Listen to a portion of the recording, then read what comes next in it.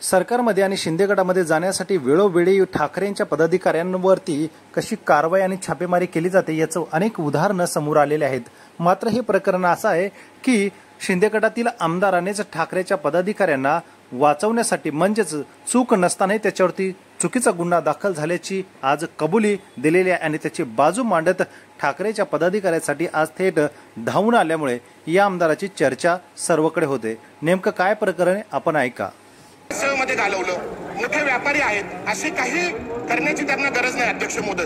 आणि अशा व्यक्तीच्या, अशा राजकारणी, समाजाने समाजसेवा केली अशा व्यक्तीवर त्यांनी छापा घातला अध्यक्ष महोदय। पोलिसांनी गांजा सापडला, गुन्हाही दाखल झाला अध्यक्ष महोदय।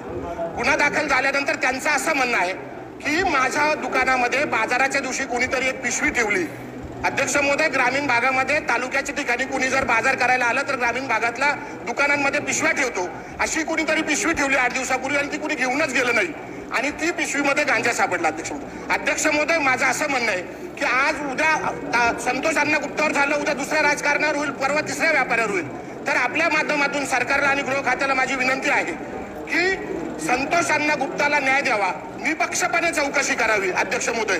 आणि अध्यक्ष महोदय शेवटचा अध्यक्ष महोदय, आणि त्यांना ज्या व्यक्तीने ती गांजाची पिशवी ठेवली असेल त्या व्यक्तीला पोलिसांनी शोधावं आणि त्याच्यावर गुन्हा दाखल करावा आणि संतोष अण्णा गुप्ताला न्याय द्यावा।